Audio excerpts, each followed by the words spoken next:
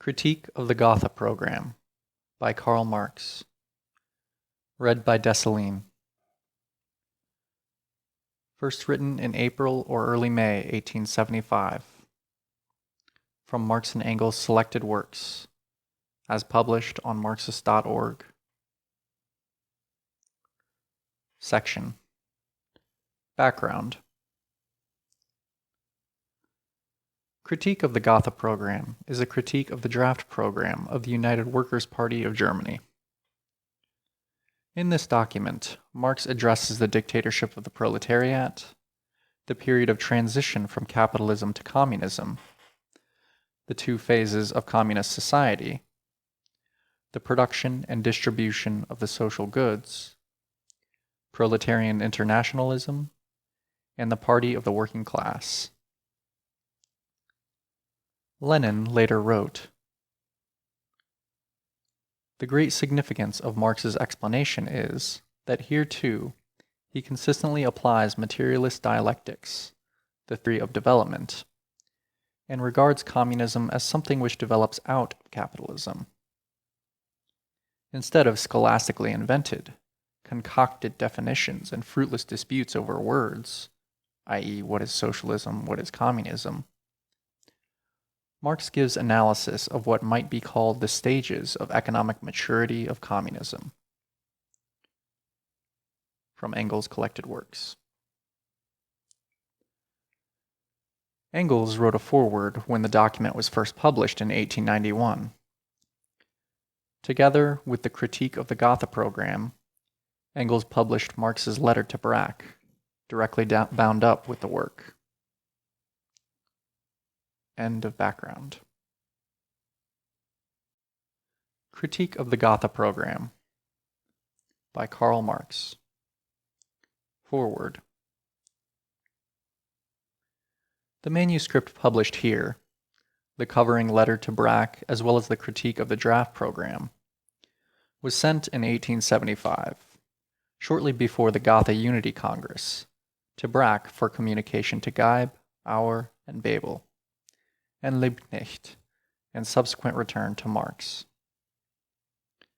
Since the Halle Party Congress has put the discussion of the Gotha program on the agenda of the party, I think I would be guilty of suppression if I any longer withheld from publicity this important, perhaps the most important, document relevant to this discussion.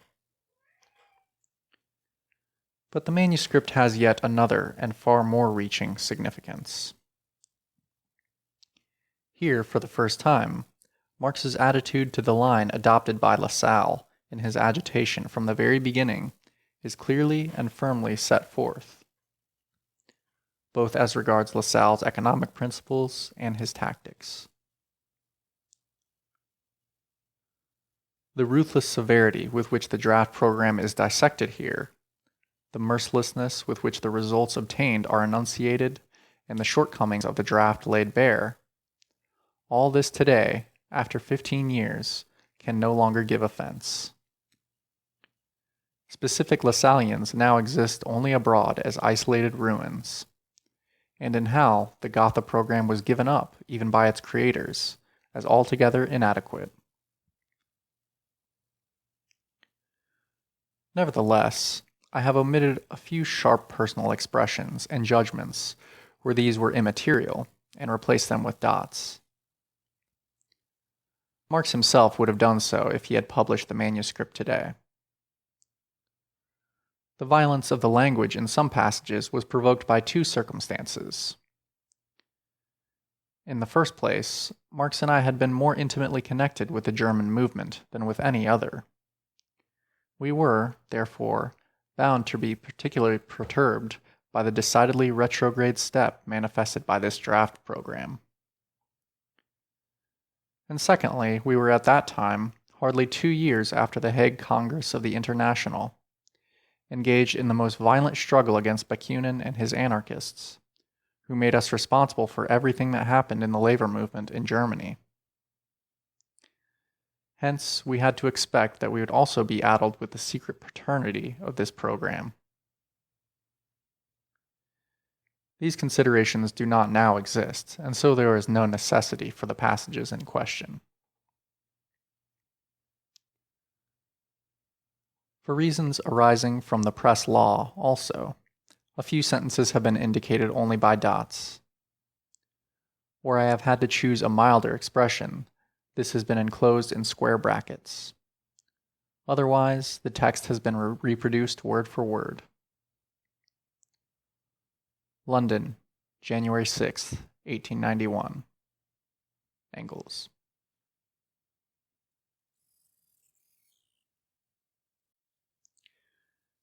Critique of the Gotha Program by Karl Marx. Section. Marx to W. Brack, in Brunswick, London, 5th of May, 1875. Dear Brack, when you have read the following critical marginal notes on the Unity Program, would you be so good as to send them on to Geib and Auer, Bebel and Liebknecht for examination? I am exceedingly busy and have to overstep by far the limit of work allowed to me by the doctors.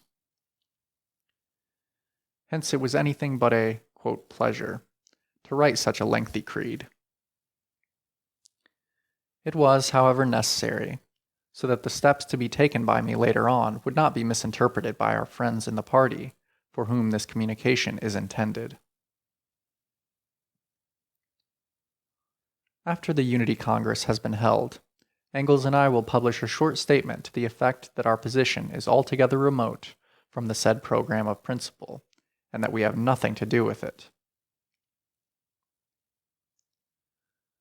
This is indispensable because the opinion, the entirely erroneous opinion, is held abroad and assiduously nurtured by enemies of the party that we secretly guide from here, the movement of the so-called Eisenach party. In a Russian book, Statism and Anarchy, that has recently appeared, Bakunin still makes me responsible, for example, not only for all the programs, etc., of that party, but even for every step taken by Liebknecht from the day of his cooperation with the People's Party. Apart from this, it is my duty not to give recognition, even by diplomatic silence, to what in my opinion is a thoroughly objectionable program that demoralizes the party. Every step of real movement is more important than a dozen programs.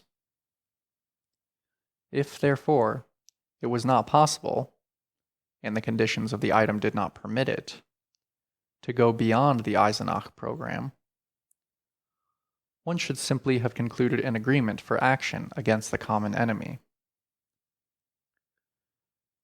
But by drawing up a program of principles, instead of postponing this until it has been prepared for by a considerable period of common activity,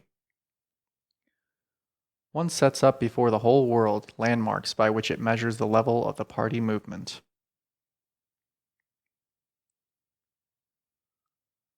The Lassallean leaders came because circumstances forced them to. If they had been told in advance that there would have been haggling about principles, they would have had to be content with a program of action or a plan of organization for common action. Instead of this, one permits them to arrive armed with mandates, recognizes these mandates on one's part as binding, and thus surrenders unconditionally to those who are themselves in need of help. To crown the whole business, they are holding a Congress before the Congress of Compromise, while one's own party is holding its Congress post festum. One had obviously had a desire to stifle all criticism and to give one's own party no opportunity for reflection. One knows that the mere fact of unification is satisfying to workers, but it is a mistake to believe that this momentary success is not bought too dearly.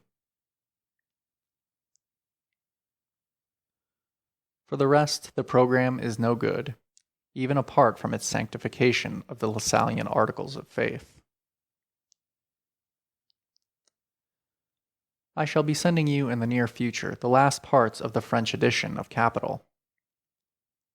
The printing was held up for a considerable time by a ban of the French government. The thing will be ready this week or the beginning of next week. Have you received the previous 6 parts? Please let me have the address of Bernhard Becker, to whom I must also send the final parts. The bookshop of the Volksstadt has peculiar ways of doing things. Up to this moment, for example, I have not been sent a single copy of the Cologne Communist Trial. With best regards, yours, Karl Marx. End of letter to Brack. Critique of the Gotha Program by Karl Marx. Section. Engels' letter to August Bebel in Zwickau. London, March 18th to 28th, 1875. Dear Bebel, I have received your letter of February the 23rd, and am glad to hear that you are in such good bodily health. You ask me what we think of the unification affair. We are, unfortunately, in exactly the same boat as yourself. Neither Liebknecht nor anyone else have let us have any kind of information, and hence we too know only what is in the papers. Not that there was anything in them until a week or so ago, when the draft program appeared. That astonished us not a little, I must say.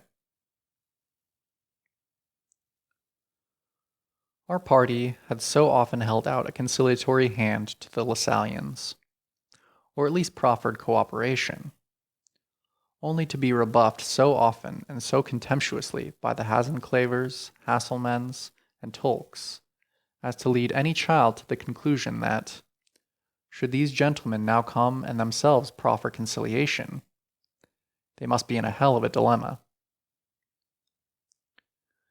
Knowing full well what these people are like, however, it behooves us to make the most of that dilemma, and insist on every conceivable guarantee that might prevent these people from restoring, at our party's expense, their shattered reputation in general working-class opinion.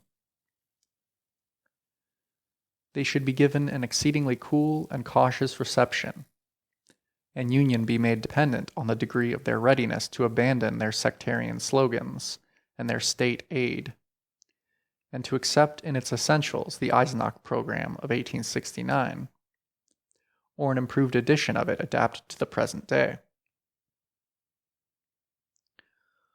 Our party has absolutely nothing to learn from the Lassallians in the theoretical sphere, i.e., the crux of the matter where the program is concerned. But the Lassallians doubtless have something to learn from the party. The first prerequisite for union was that they cease to be sectarians, Lassallians, i.e., that, first and foremost, they should, if not wholly relinquish the universal panacea of state aid, at least admit it to be a secondary provisional measure, alongside and amongst many others recognized as possible. The draft program shows that our people, while infinitely superior to the Lassallian leaders in matters of theory, are far from being a match for them where political guile is concerned. Once again, the, quote, honest men have been cruelly done in the eye by the dishonest.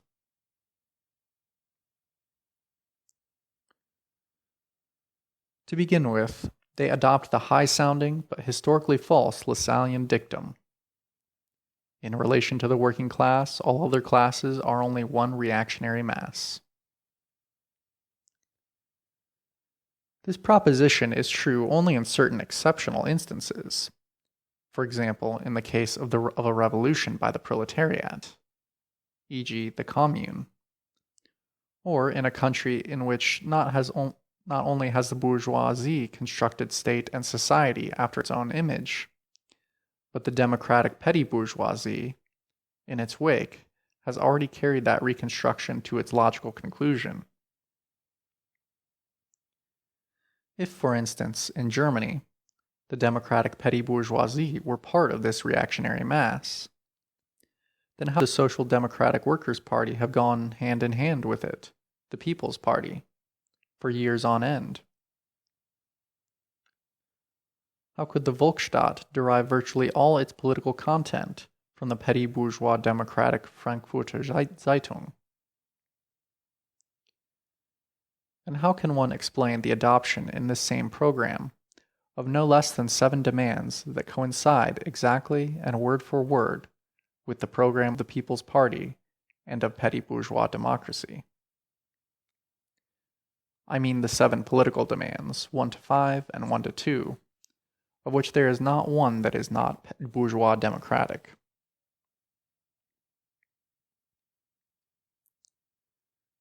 Secondly, the principle that the workers' movement is an international one is, to all intents and purposes, utterly denied in respect of the present, and this by men who, for the space of 5 years, and under the most difficult conditions, upheld that principle in the most laudable manner.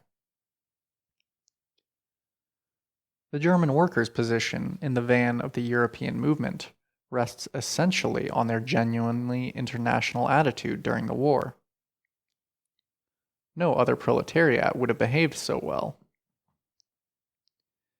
And now this principle is to be denied by them at a moment when, everywhere abroad, workers are stressing it all the more by reason of the efforts made by governments to suppress every attempt at its practical application in an organization. And what is left of the internationalism of the workers' movement? The dim prospect, not even of subsequent cooperation among European workers with a view to their liberation. Nay, but a future, quote, international brotherhood of peoples, of your Peace League bourgeois United States of Europe.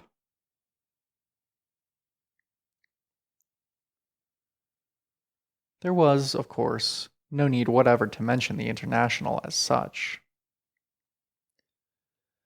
But at the very least, there should have been no going back on the program of 1869, and some sort of statement to the effect that, though first of all the German Workers' Party is acting within the limits set by its political frontiers, quote, it has no right to speak in the name of the European proletariat, especially when it says what it says is wrong. It is nevertheless conscious of its solidarity with the workers of all other countries, and will, as before, always be ready to meet the obligations that solidarity entails.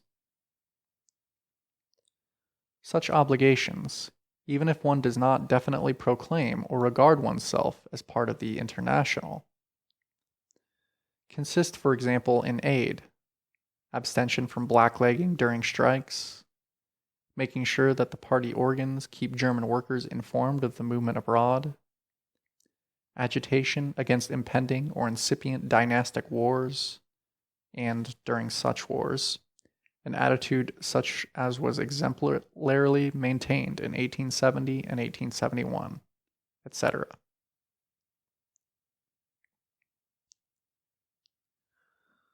Thirdly, our people have allowed themselves to be saddled with the Lassallean, quote, iron law of wages, which is based on a completely outmoded economic view, namely, that on average the workers receive only the minimum wage because, according to the Malthusian theory of population, there are always too many workers. Such was Lassalle's reasoning.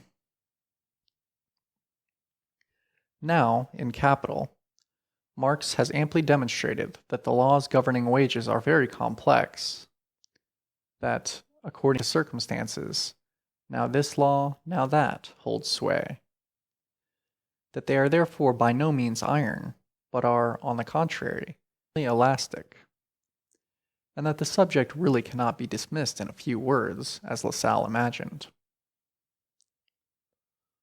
Marx's argument, upon which the law Lassalle derived from him and Ricardo, whom he misinterpreted, is based, as that argument appears, for example, on page 5 of the Arbeiterlesebuch, where it is quoted from another pamphlet of Lassalle's, is exhaustively refuted by Marx in the section on accumulation of capital. Thus, by adopting the Lassallean iron law, one commits oneself to a false proposition and false reasoning in support of the same.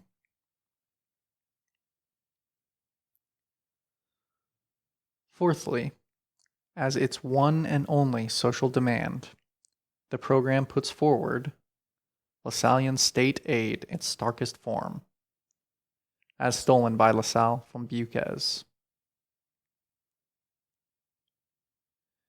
And this, after Braque has so ably demonstrated the sheer futility of that demand, after almost all, if not all, of our party speakers have, in their struggle against the Lassalleans, been compelled to make a stand against this state aid.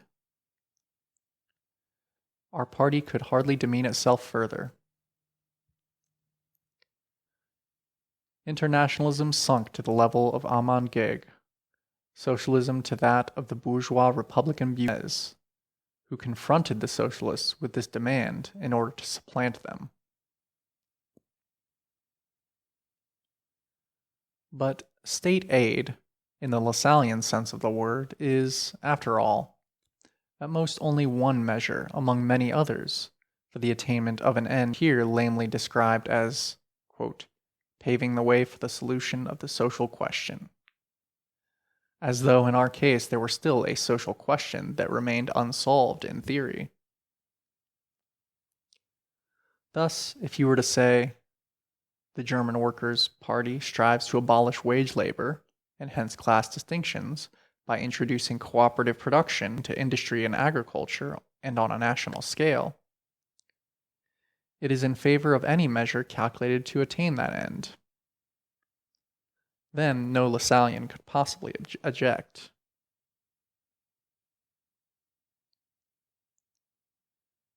Fifthly, there is absolutely no mention of the organization of the working class as a class through the medium of trade unions. And that is a point of the utmost importance.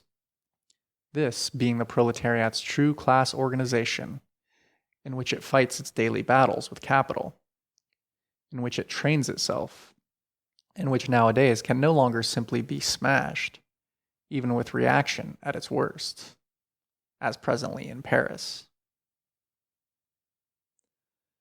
Considering the importance this organization is likewise assuming in Germany, it would, in our view, be indispensable to accord it some mention in the program, and, possibly, to leave some room for it in the organization of the party.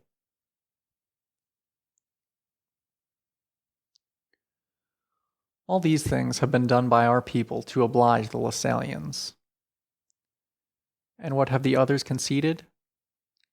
That a host of somewhat muddled and purely democratic demands should figure in the program, some of them being of a purely fashionable nature, for instance, quote, legislation by the people, such as exists in Switzerland and does more harm than good, if it can be said to do anything at all.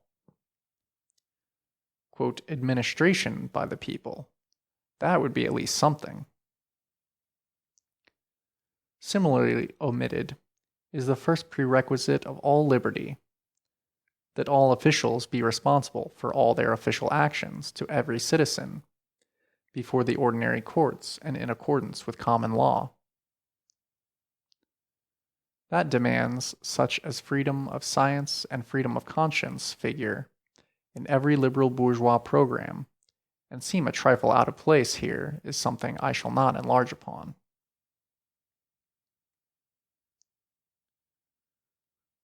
The free people's state is transformed into the free state. Grammatically speaking, a free state is one in which the state is free vis-à-vis its citizens, a state, that is, with a despotic government. All of the palaver about the state ought to be dropped, especially after the Commune, which had ceased to be a state in the true sense of the term. The, quote, people state has been flung in our teeth ad nauseum by the anarchists. Although Marx's anti-Proudhon piece, and after it the Communist Manifesto, declare outright that, with the introduction of the socialist order in society, the state will dissolve of itself and disappear. Now, since the state is merely a transitional institution, of which use is made in the struggle, in the revolution, to keep down one's enemies by force, it is utter nonsense to speak of a free people state, so long as the proletariat still makes use of the state. It makes use of it, not for the purpose of freedom, but of keeping down its enemies. And as soon as there can be any question of freedom, the state as such ceases to exist. We would therefore suggest that Gemeinwesen, commonality, be universally substituted for state. It is a good old German word that can very well do service for the French commune. Quote, the elimination of all social and political inequality, rather than, quote, the abolition of all class distinctions, is similarly a most dubious expression. As between one country, one province, and even one place and another, living conditions will always evince a certain inequality, which may be reduced to a minimum, but never wholly eliminated. The living conditions of alpine dwellers will always be different from those of the plainsmen. The concept of a socialist society as a realm of equality is a one-sided French concept deriving from the old liberty, equality, fraternity, a concept which was justified in that, in its own time and place, it signified a phase of development, but which, like all the one-sided ideas of earlier socialist schools, ought now to be superseded, since they produce nothing but mental confusion, and more accurate ways of presenting the matter have been discovered. I shall desist, although almost every word in this program, a program which is, moreover, insipidly written, lays itself open to criticism. It is such that, should it be adopted, Marx and I could never recognize a new party set up on that basis, and shall have to consider most seriously what attitude, public as well as private, we should adopt towards it. Remember that abroad we are held responsible for any and every statement and action of the German Social Democratic Workers' Party, e.g. by Bakunin in his work Statehood and Anarchy, in which we are made to answer for every injudicious word spoken or written by Liebknecht since the inception of the Demokratisches Wochenblatt.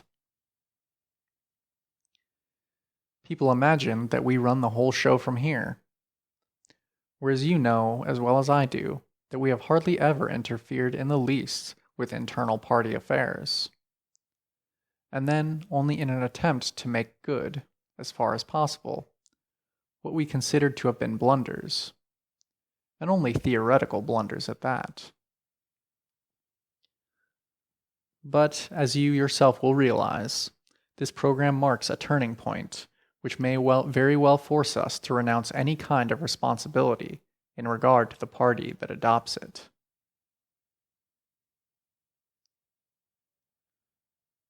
Generally speaking, less importance attaches itself to the official program of a party than to what it does. But a new program is after all a banner planted in the public, and the outside world judges the party by it. Hence, whatever happens, there should be no going back, as there is here on the Eisenach program. It should further be considered what the workers of other countries will think of this program. what impression will be created by this genuflection on the part of the entire German socialist proletariat before Lassalleanism?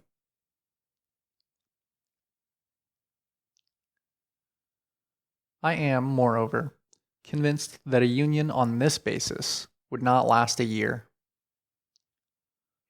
Are the best minds of our party to descend to repeating parrot fashion Lassallean maxims concerning the iron law of wages and state aid? I'd like to see you, for one, thus employed. And were they to do so, their audiences would hiss them off the stage. And I feel sure that it is precisely on these bits of the program that the Lassalleans are insisting, like Shylock the Jew on his pound of flesh. The split will come, but we shall have, quote, made honest men again of Hasselmann, Hassenclever, and Tolk and company. We shall emerge from the split weaker, and the Lassalleans stronger. Our party will have lost its political virginity, and will never again be able to come out wholeheartedly against the Lassallean maxims, which for a time it inscribed on its own banner. And then, should the Lassalleans again declare themselves to be the sole and most genuine workers' party, and our people to be bourgeois, the program would be there to prove it. All the socialist measures in it are theirs, and our party has introduced nothing save the demands of that petty bourgeois democracy, which it has itself described in the same program as part of the, quote, reactionary mass.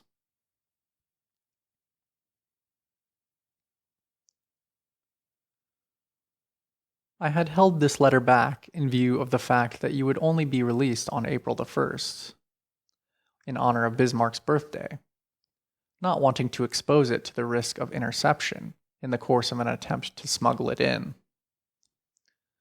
Well, I have just had a letter from Brack, who has also felt grave doubts about the program and asks for our opinion. I shall therefore send this letter to him for forwarding, so that he can read it without my having to write the whole thing over again. I have, by the way, also spoken my mind to Ram, to Liebknecht. I wrote but briefly.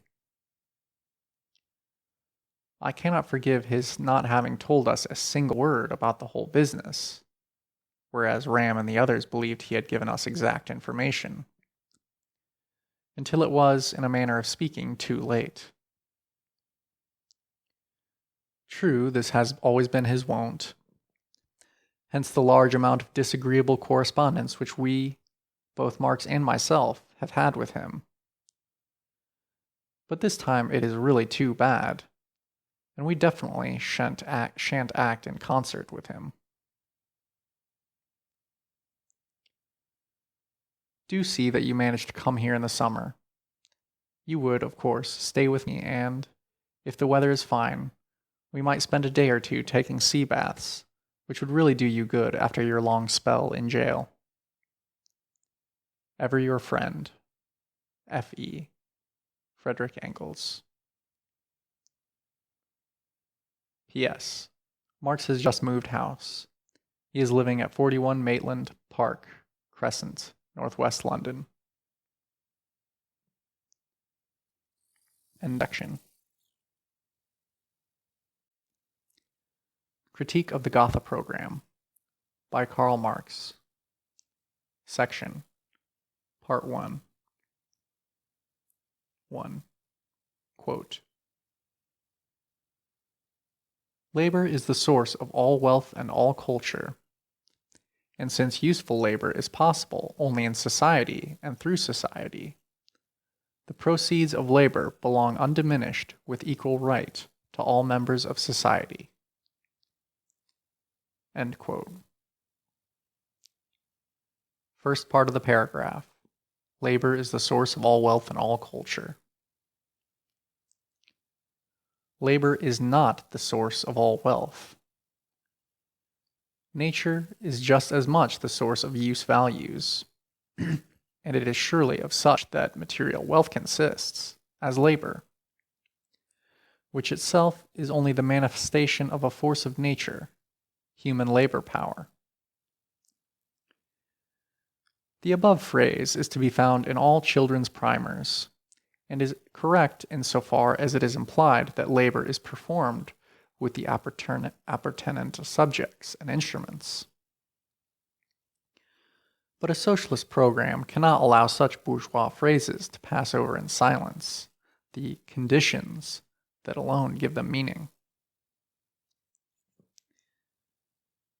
And insofar as man from the beginning behaves towards nature, the primary source of all instruments and subjects of labor, as an owner treats her as belonging to him, his labor becomes the source of use values, therefore also of wealth. The bourgeois have very good grounds for falsely ascribing supernatural creative power to labor, since precisely from the fact that labor depends on nature, it follows that the man who possesses no other property than his labor power must, in all conditions of society and culture, be the slave of other men who have made themselves the owners of the material conditions of labor. He can only work with their permission, hence live only with their permission. Let us now leave the sentence as it stands, or rather limps. What could one have expected in conclusion? Obviously this. Quote, since labor is the source of all wealth, no one in society can appropriate wealth except as the product of labor. Therefore, if he himself does not work, he lives by the labor of others, and also acquires his culture at the expense of the labor of others. End quote. Instead of this, by means of the verbal river and since, a proposition is added in order to draw a conclusion from this and not from the first one. Second part of the paragraph. Quote, useful labor is possible only in society and through society. End quote. According to the first proposition, labor was the source of all wealth and all culture. Therefore, no society is possible without labor. Now we learn conversely that no, quote, useful labor is possible without society. One could just as well have said that only in society can useless and even socially harmful labor become a branch of gainful occupation, that only in society can one live by being idle, etc., etc. In short, one could just as well have copied the whole of Rousseau. And what is, quote, useful labor? Surely only labor which produces the intended useful result. A savage, and man was a savage after he had ceased to be an ape, who kills an animal with a stone, who collects fruit, etc., performs useful labor. Thirdly, the conclusion. Quote, useful labor is possible only in society and through society. The proceeds of labor belong undiminished with equal right to all members of society. End quote. A fine conclusion. If useful labor is possible only in society and through society, the proceeds of labor belong to society, and only so much therefrom accrues to the individual worker as is not required to maintain the condition of labor, society. In fact, this proposition has at all times been made use of by the champions of the state of society prevailing at any given time. First comes the claims of the government and everything that sticks to it, since it is the social organ for the maintenance of social order. Then comes the claims of the various kinds of private property, for the various kinds of private property are the foundations of society, etc. One sees that such hollow phrases are the foundations of society, etc. One sees that such hollow phrases can be twisted and turned as desired. The first and second parts of the paragraph have some intelligible connection only in the following wording. Quote, labor becomes the source of wealth and culture only as social labor. End quote. Or what is the same thing, in and through society. This proposition is incontestably correct, for although isolated labor, its material conditions presupposed, can create use value, it can create neither wealth nor culture. But equally incontestable is this other proposition. Quote, in proportion as labor develops socially, and becomes thereby a source of wealth and culture, poverty and destitution develop among the workers, and wealth and culture among the non-workers. End quote. This is the law of all history hitherto. What, therefore, had to be done here, instead of setting down general phrases about labor and society, was to prove concretely how, in present capitalist society, the material, etc., conditions have at last been created which enable and compel the workers to lift this social curse. In fact, however, the whole paragraph, bungled in style and content, is only there in order to inscribe the Lassallean catchword of the, quote, undiminished proceeds of labor, as a slogan at the top of the party banner.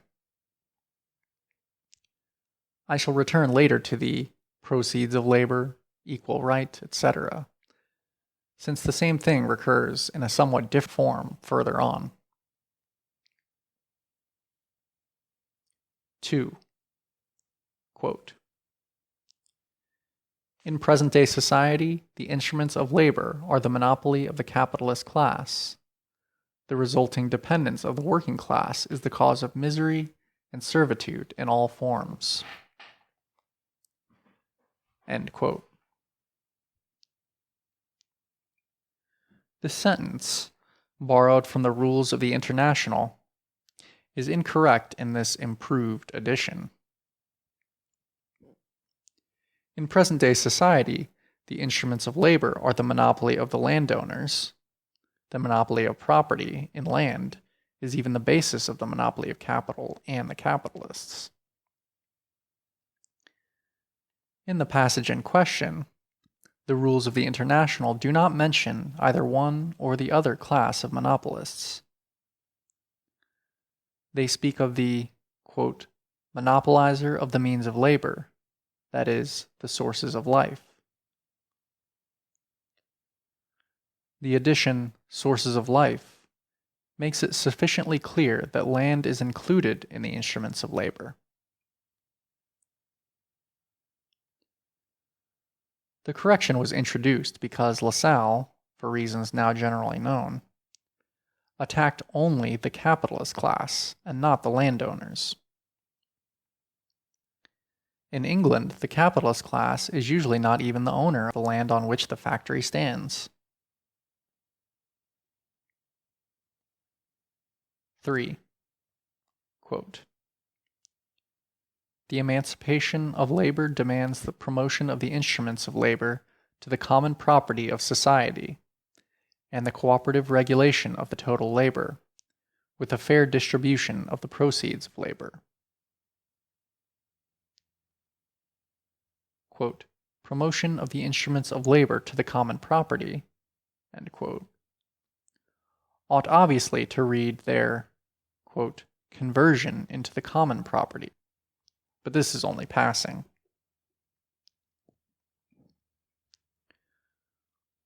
What are the proceeds of labor? The product of the labor or its value? And in the latter case, is it the total value of the product or only that part of the value which labor has newly added to the value of the means of production consumed.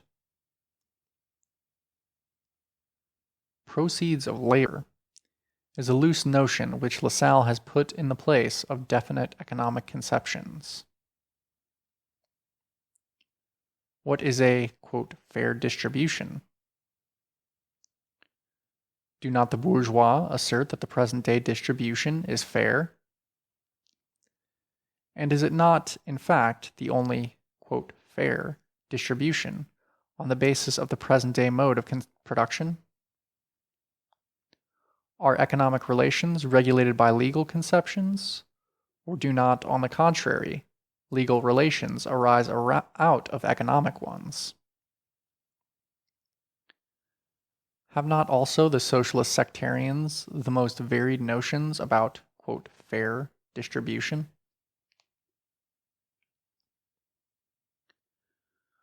To understand what is implied in this connection by the phrase fair distribution, we must first take the first paragraph and this one together. The latter presupposes a society wherein the instruments of labor are common property, and the total labor is cooperatively regulated. And from the first paragraph, we learn that, quote, the proceeds of labor belong undiminished with equal right to all members of society. To all members of society? To those who do not work as well? What remains then of the undiminished proceeds of labor? Only to those members of society who work? What remains then of the equal right of all members of society? But all members of society and equal right are obviously mere phrases. The kernel consists in this, that in this communist society, every worker must receive the, quote, undiminished Lassallean, quote, proceeds of labor.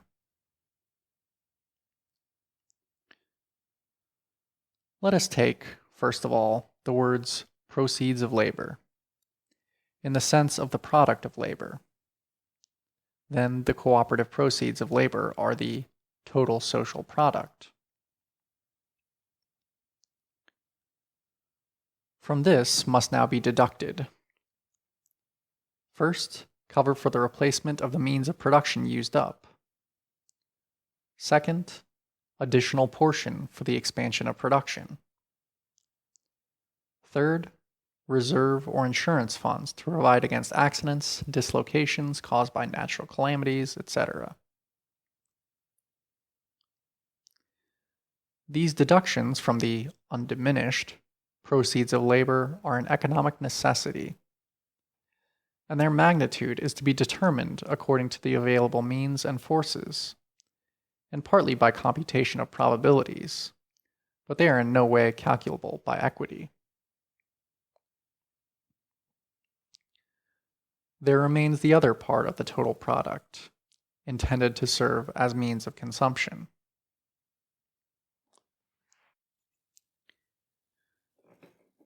Before this is divided among the individuals, there has to be deducted again from it, first, the general cost of administration not belonging to production. This part will, from the outset, be very considerably restricted in comparison with present-day society, and it diminishes in proportion as the new society develops. Second, that which is intended for the common satisfaction of needs, such as schools, health services, etc. From the outset, this part grows considerably in comparison with present-day society, and it grows in proportion as the new society develops. Third, funds for those unable to work, etc. In short, for what is included under so-called official poor relief today.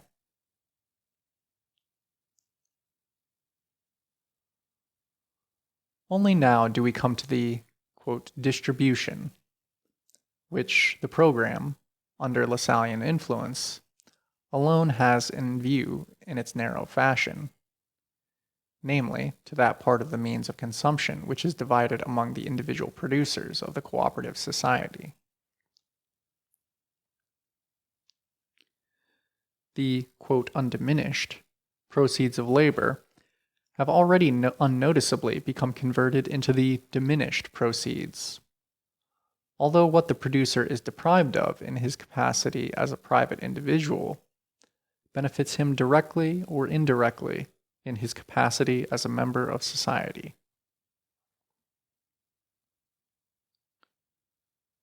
Just as the phrase of the undiminished proceeds of labor has disappeared, so now does the phrase of the proceeds of labor disappear altogether.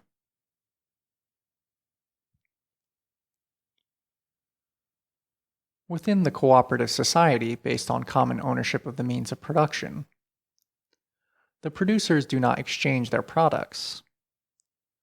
Just as little does the labor employed on the products appear here as the value of these products, as a material quality possessed by them, since now, in contrast to capitalist society, individual labor no longer exists in an indirect fashion, but directly as a component part of total labor. The phrase proceeds of labor, objectionable also today on account of its ambiguity, thus loses all meaning.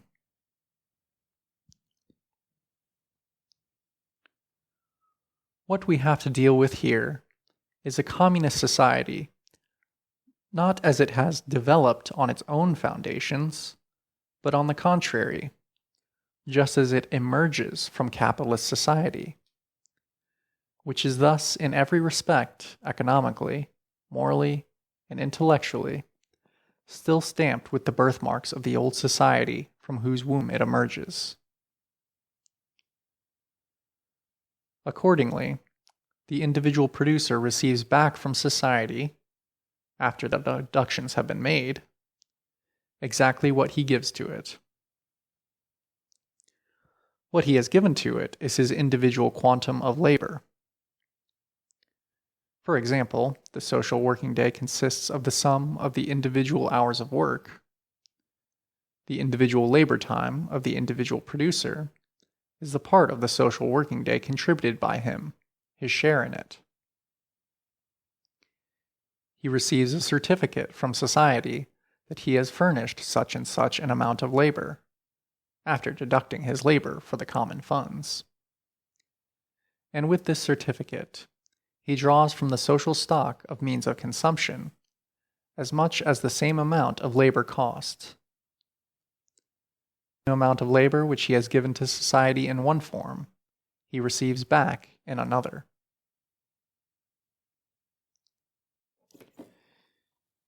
Here, obviously, the same principle prevails as that which regulates the exchange of commodities, as far as this is exchange of equal values. Content and form are changed, because under the altered circumstances, no one can give anything except his labor, and because, on the other hand, nothing can pass to the ownership of individuals except individual means of consumption. But as far as the distribution of the latter among the individual producers is concerned, the same principle prevails as in the exchange of commodity equivalents. A given amount of labor in one form is exchanged for an equal amount of labor in another form. Hence, equal right here is still in principle bourgeois right, although principle and practice are no longer at loggerheads, while the exchange of equivalents in commodity exchange exists only on the average and not in the individual case.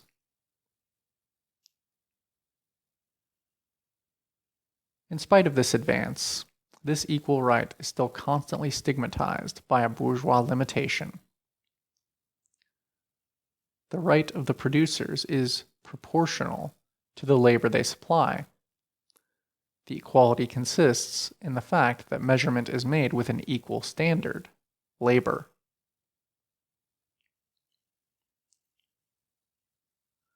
But one man is superior to another physically or mentally, and supplies more labor in the same time, or can labor for a long time. And labor, to serve as a measure, must be defined by its duration or intensity. Otherwise, it ceases to be a standard of measurement. This equal right is an unequal right for unequal labor.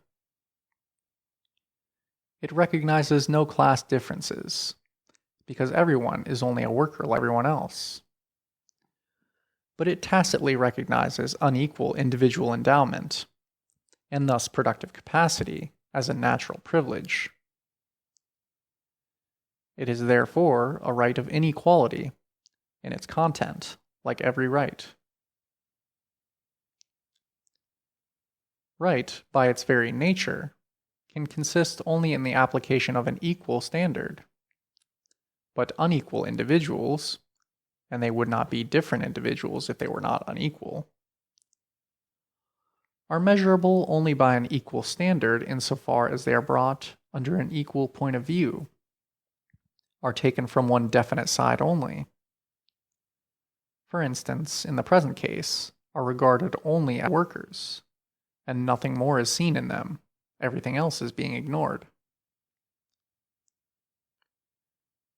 Further, one worker is married, another is not. One has more children than another, and so on and so forth. Thus, with an equal performance of labor, and hence an equal in the social consumption of a fund, one will in fact receive more than another. One will be richer than another, and so on. To avoid all these defects, right, instead of being equal, would have to be unequal. But these defects are inevitable in the first phase of communist society, as it is when it has just emerged after prolonged birth pangs from capitalist society. Right can never be higher than the economic structure of society and its cultural development conditioned thereby.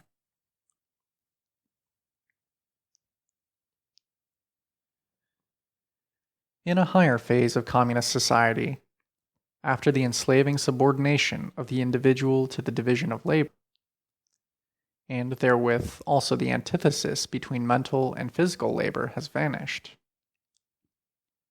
after labor has become only a means of life, but life's prime want, after the productive forces have also increased with the all-around development of the individual, and all the springs of cooperative wealth flow more abundantly, only then can the narrow horizon of bourgeois right be crossed in its entirety, and society inscribe on its banners, from each according to his ability, to each according to his needs.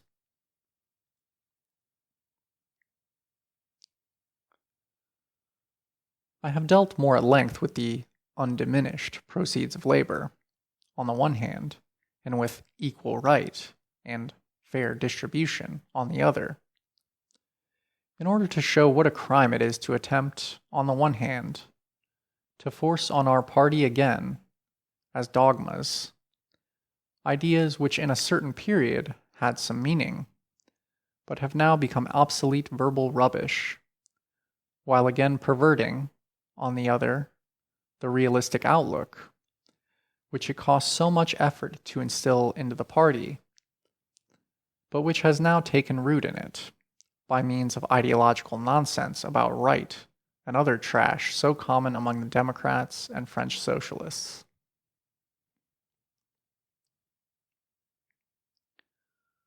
Quite apart from the analysis so far given, it was in general a mistake to make a fuss about so-called distribution and put the principal stress on it. Any distribution whatever of the means of consumption is only a consequence of the distribution of the condition in themselves. The latter distribution, however, is a feature of the mode of production itself. The capitalist mode of production, for example, rests on the fact that the material conditions of production are in the hands of non-workers in the form of property in capital and land, while the masses are only owners of the personal condition of production, of labor power. If the elements of production are so distributed, then the present-day distribution of the means of consumption results automatically. If the material conditions of production are the cooperative property of themselves, then there likewise results a distribution of the means of consumption different from the present one. Vulgar socialism, and from it in turn a section of the Democrats, has taken over from the bourgeois economists the consideration and treatment of distribution as independent of the mode of production, and hence the presentation of socialism as turning principally on distribution. After the real relation has long been made clear, why retrogress again?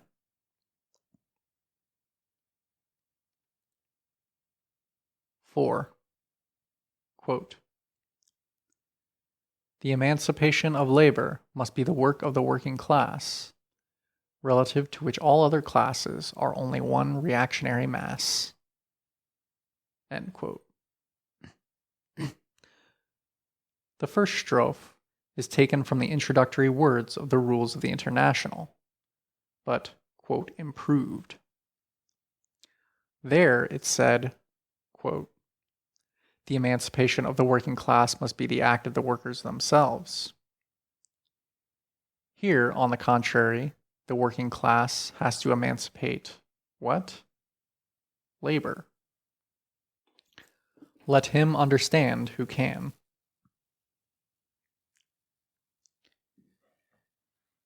In compensation, the antistrophe, on the other hand, is a Lassallean quotation of the first water, quote, relative to which, the working class, all other classes are only one reactionary mass. End quote.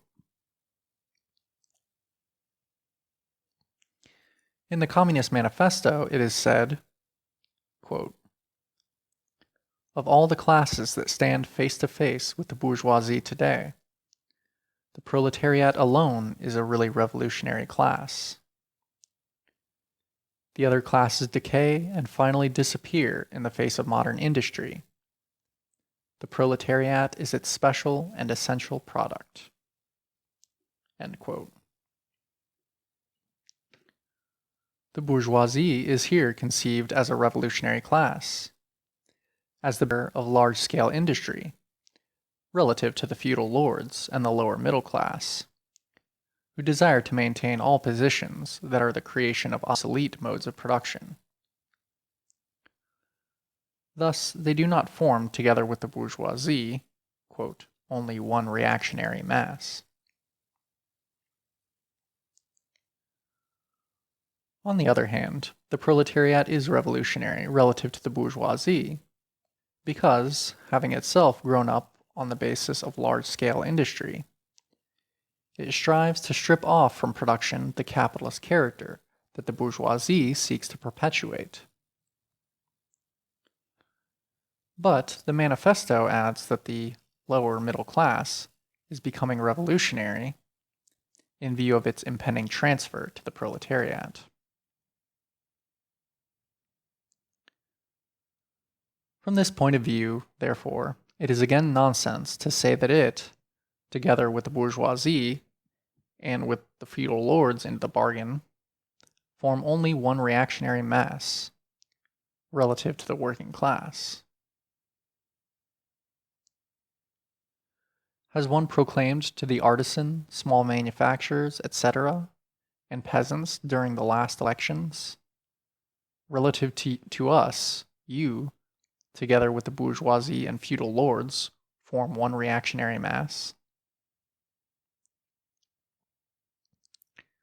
Lassalle knew the Communist Manifesto by heart, as his faithful followers knows the Gospels written by him.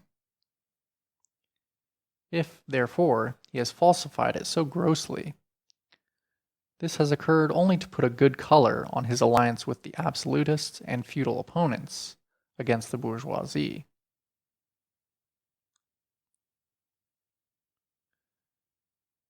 In the above paragraph, moreover, his oracular saying is dragged in by main force without any connection with the botched quotation from the rules of the International. Thus, it is simply an impertinence, indeed not at all displeasing to Herr Bismarck, one of those cheap pieces of insolence in which the Marat of Berlin deals. Marat of Berlin is a reference to Hasselmann, chief editor of the Neue Social Democrat.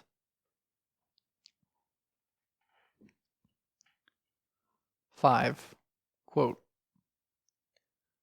the working class strives for its emancipation, first of all within the framework of the present-day national states, conscious that the necessary result of its efforts, which are common to the workers of all civilized countries, will be the international brotherhood of all peoples. End quote. Lassalle, in opposition to the Communist Manifesto and to all earlier socialism, conceived the workers' movement from the narrowest national standpoint.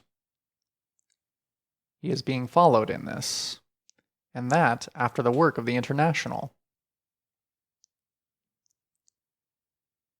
It is altogether self-evident that, to be able to fight at all, the working class must organize itself at home, as a class, and that its own country is the immediate arena of its struggle, insofar as its class struggle is national, not in substance, but, as the Communist Manifesto says, in form. But the, quote, framework of the present-day national state, for instance, the German Empire, is itself in its turn, economically, within the framework of the world market, politically within the framework of the system of states. Every businessman knows that German trade is at the same time foreign trade, and the greatness of Herr Bismarck consists, to be sure, precisely in his pursuing a kind of international policy. And to what does the German Workers' Party reduce its internationalism? To the consciousness that the result of its efforts will be, quote, the international brotherhood of peoples, a phrase borrowed from the Bourgeois League of Peace and Freedom, which is intended to pass as equivalent to the international brotherhood of working classes in the joint struggle against the ruling classes and their governments. Not a word, therefore, about the international functions of the German working class. And it is thus that it is to challenge its own bourgeoisie, which is already linked up in brotherhood against it with the bourgeois of all other countries, and Herr Bismarck's international policy of conspiracy.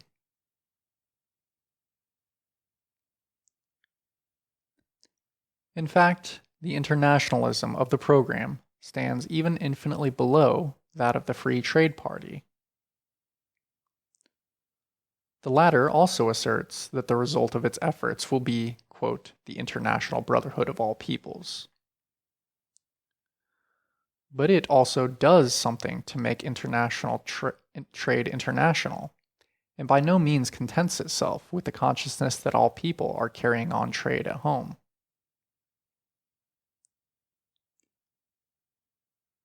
The international activity of the working classes does not in any way depend on the existence of the International Workingmen's Association. This was only the first attempt to create a central organ for the activity, an attempt which was a lasting success on account of the impulse which gave it, but which was no longer realizable in its historical form after the fall of the Paris Commune. Bismarck's Norddeutsche was absolutely right when it announced, to the satisfaction of its master, that the German Workers' Party had sworn off internationalism in the new program. End of Part 1. Critique of the Gotha Program by Karl Marx. Section. Part 2. Quote, starting from these basic principles, the German Workers' Party strives by all legal means for the free state and socialist society, that abolition of the wage system altogether, with the iron law of wages, and exploitation in every form, the elimination of all social and political inequality. End quote. I shall return to the, quote, free state later.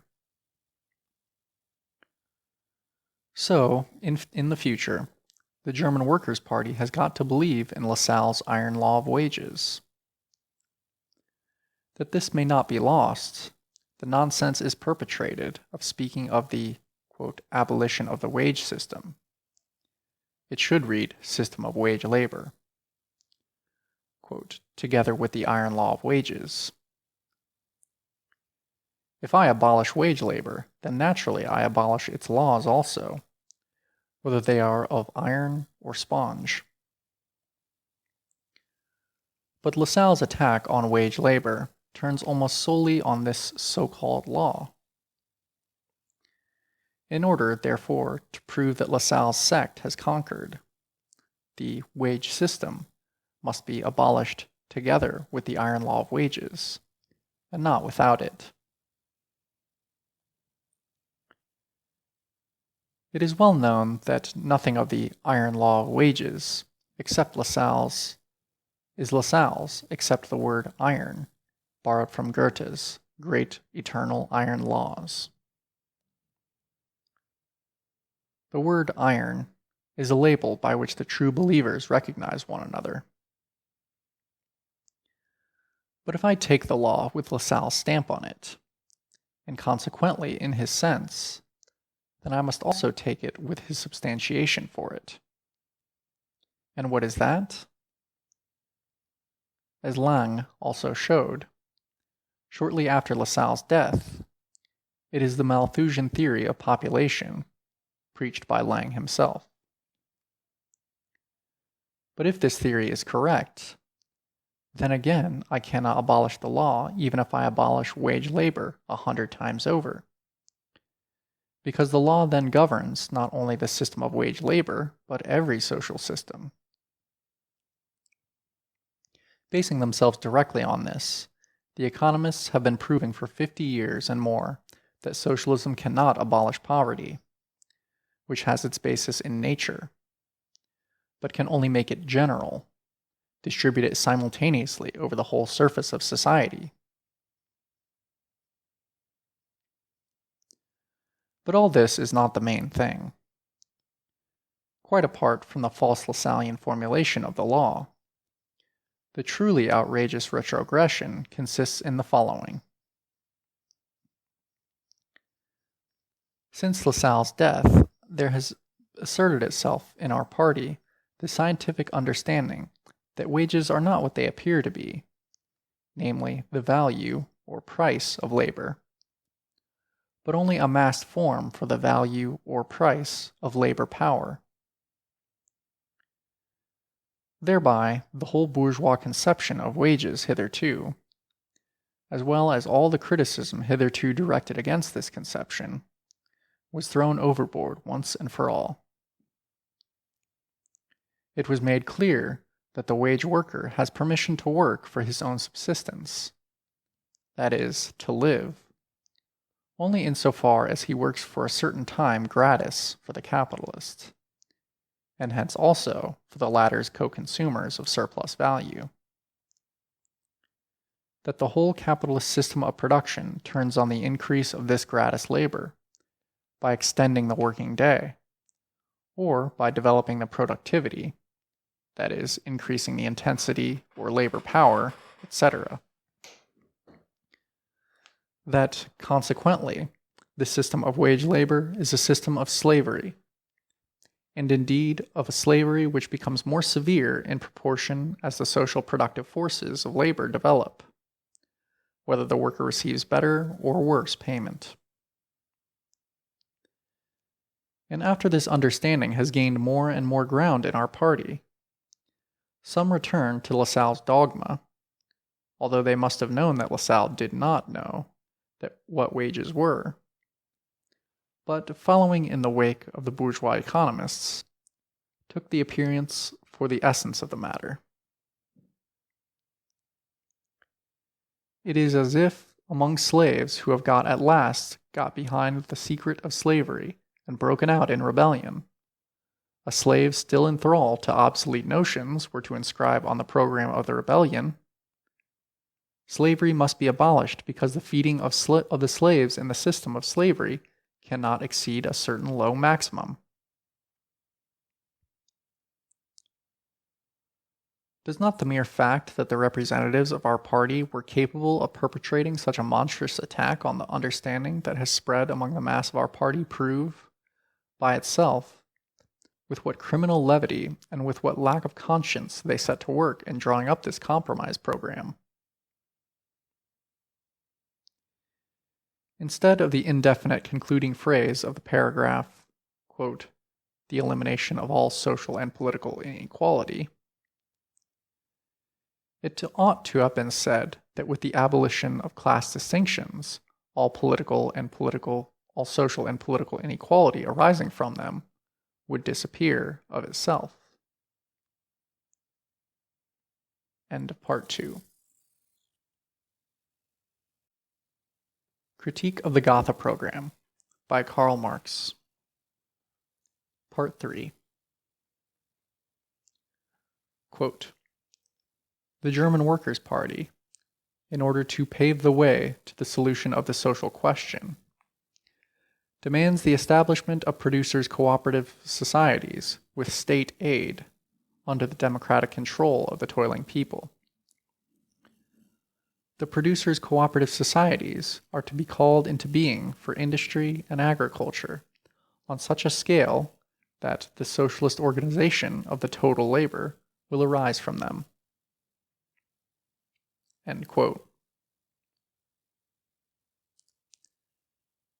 After the Lassallean iron law of wages, the physic of the profit, the way to it is, quote, "paved in worthy fashion." In place of the existing class struggle appears a newspaper scribbler's phrase, "the social question," to the solution of which one paves the way. Instead of arising from the revolutionary process of transformation of society, the, quote, "socialist organization of the total labor," quote, "arises from the, quote, state aid that the state gives to the producers' cooperative societies, and which the state, not the workers, calls into being." It is worthy of Lassalle's imagination that with state loans one can build a new society just as well as a new railway. From the remnants of a sense of shame, state aid has been put under the democratic control of the, quote, "toiling people." In the first place, the majority of the toiling people in Germany consists of peasants, not proletarians. Second, quote, "democratic" means in German volkswirtschaftlich, by rule of the people. But what does control by the rule of the people of the toiling people mean? And particularly in the case of a toiling people which, through these demands that it puts to the state, expresses its full consciousness that it neither rules nor is ripe for ruling. It would be superfluous to deal here with the criticism of the recipe presented by Bucquet's in the reign of Louis Philippe, in opposition to the French socialists, and accepted by the reactionary workers of the Atelier. The chief offense does not lie in having inscribed this specific nostrum in the program, but in taking, in general, a retrograde step from the standpoint of a class movement to that of a sectarian movement. That the workers desire to establish the conditions for cooperative production on a social scale, and first of all on a national scale in their own country, only means that they are working to revolutionize the present conditions of production, and it has nothing in common with the foundation of cooperative societies with state aid. But as far as the present cooperative societies are concerned, they are of value only insofar as they are the independent creations of the workers, and not protégés of either of the governments or of the bourgeois. End of part 3. Critique of the Gotha Program by Karl Marx. Part 4. I come now to the democratic section. A, quote, the free basis of the state. First of all, according to 2, the German Workers' Party strives for, quote, the free state. Free state, what is this? It is by no means the aim of the workers, who have got rid of the narrow mentality of humble subjects, to set the state free. In the German Empire, the state is almost as free as in Russia. Freedom consists in converting the state from an organ superimposed upon society into one completely subordinate to it. And today, too, the forms of state are more or less free to the extent that they restrict the, quote, freedom of the state. The German Workers' Party, at least if it adopts the program, shows that its socialist ideas are not even skin deep, in that instead of treating existing society, and this holds good for any future one, as the basis of the existing state, or of the future state in the case of future society, it treats the state rather as an independent entity that possesses its own intellectual, ethical, and libertarian bases. And what of the riotous misuse which the program makes of the words present-day state, present-day society, and of the still more riotous misconception it creates in regard to the state to which it addresses its demands? Present-day society is capitalist society, which exists in all civilized countries, more or less free from medieval admixture, more or less modified by the particular historical development of each country more or less developed. On the other hand, the present-day state changes with the country's frontier. It is different in the Prusso-German Empire from what it is in Switzerland, and different in England from what it is in the United States. The present-day state is therefore a fiction. Nevertheless, the different states of the different civilized countries, in spite of their more motley diversity of form, all have this in common, that they are based on modern bourgeois society, only one more or less capitalistically developed. They have, therefore, also certain essential characteristics in common. In this sense, it is impossible to speak of the present-day state in contrast with the future, in which its present root, bourgeois society, will have died off. The question then arises, what transformation will the state undergo in communist society? In other words, what social functions will remain in existence there that are analogous to present-day state functions? This question can only be answered scientifically, and one does not get a flea-hop near to the problem by a thousand-fold combination of the word people with the word state.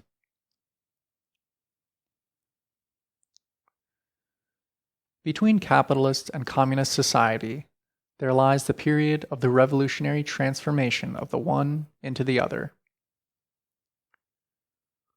Corresponding to this is also a political transition period, in which the state can be nothing but the revolutionary dictatorship of the proletariat.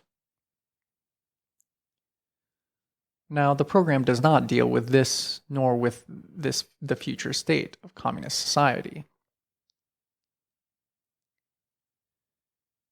Its political demands contain nothing beyond the old democratic litany familiar to all: universal suffrage, direct legislation, popular rights, a people's militia, etc. They are a mere echo of the bourgeois People's Party, of the League of Peace and Freedom.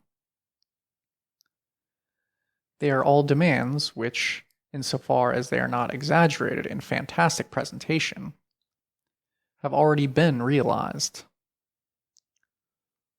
Only the state to which they belong does not lie within the borders of the German Empire, but in Switzerland, the United States, etc. This sort of state of the future is a present-day state, although existing outside the framework of the German Empire. But one thing has been forgotten. Since the German Workers' Party expressly declares that it acts within the present-day national state, hence within its own state, the Prusso-German Empire, its demands would indeed be otherwise largely meaningless, since one only demands what one has not got. It should not have forgotten the chief thing, namely, that all those pretty little gewgaws rest on the recognition of the so-called sovereignty of the people, and hence are appropriate only in a democratic republic.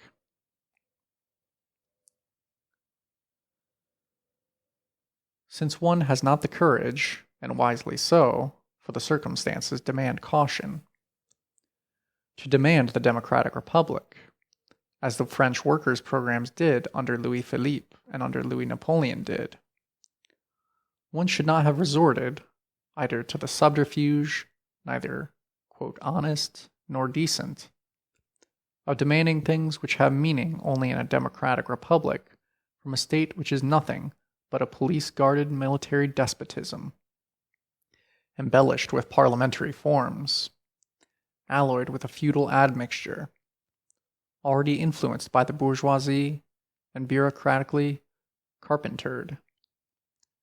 And then to assure this state into the bargain that one imagines one will be able to force such things upon it by legal means.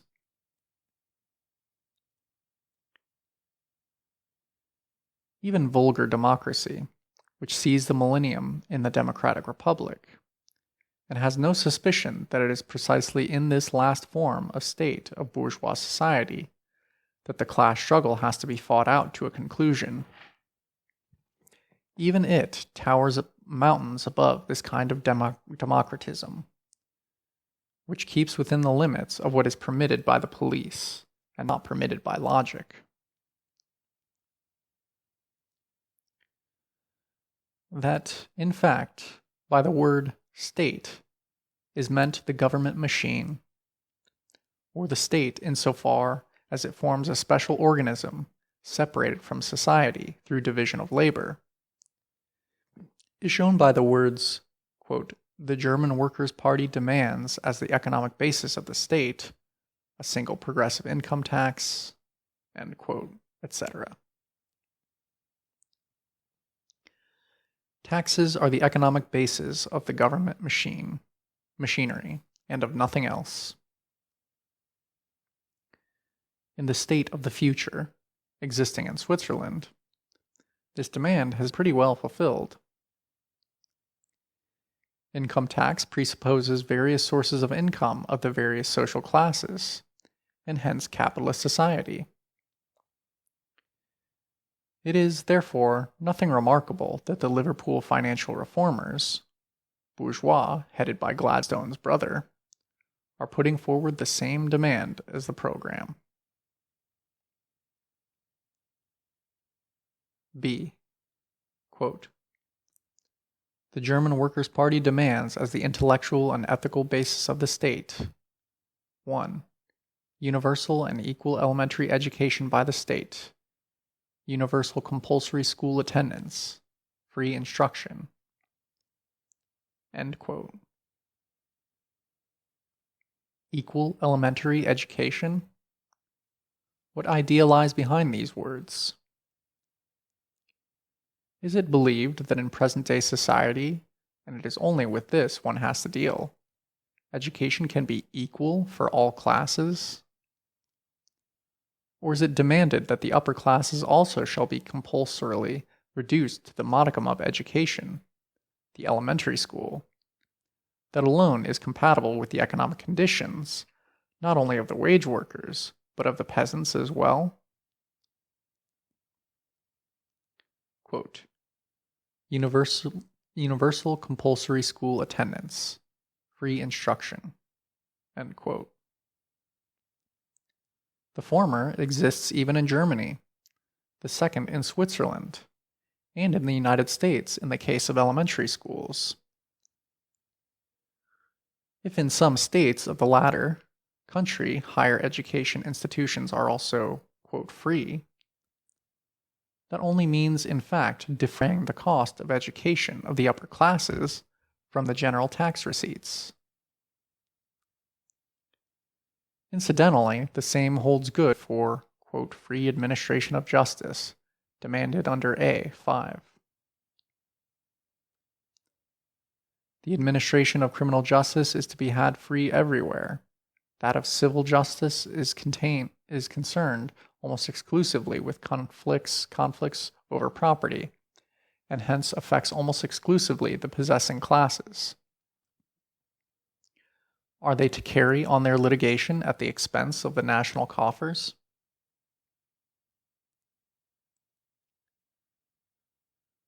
This paragraph on the schools should at least have demanded technical schools, theoretical and practical, in combination with the elementary school. Elementary education by the state is altogether objectionable. Defining by a general law the expenditures on the elementary schools, the qualifications of the teaching staff, the branches of instruction, etc., and, as is done in the United States, supervising the fulfillment of these legal specifications by state inspectors, is a very different thing from appointing the state as the educator of the people. Government and church should rather be equally excluded from any influence on the school. Particularly, indeed, in the Prusso-German Empire, and one should not take refuge in the rotten subterfuge that one is speaking of a state of the future. We have seen how matters stand in this respect. The state has need, on the contrary, of a very stern education by the people.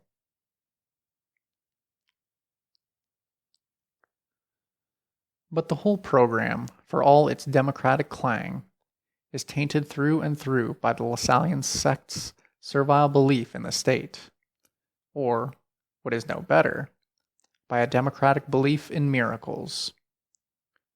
Or rather, it is a compromise between these two kinds of belief in miracles, both equally remote from socialism. Freedom of science, says paragraph on the Prussian Constitution. Why then here? Freedom of conscience. If one desired, at this time of the Kulturkampf, to remind liberalism of its old catchwords, it surely could have been done only in the following form. Everyone should be able to attend his religious as well as his bodily needs without the police sticking their noses in. But the Workers' Party ought, at any rate in this connection, to have expressed its awareness of the fact that the bourgeois freedom of conscience is nothing but the toleration of all possible kinds of religious freedom of conscience, and that for its part it endeavors rather to liberate the conscience from the witchery of religion. But one chooses not to transgress the bourgeois level. I have now come to the end, for the appendix that now follows in the program does not constitute a characteristic component part of it. Hence, I can be very brief. End of section. End of critique of the Gotha program.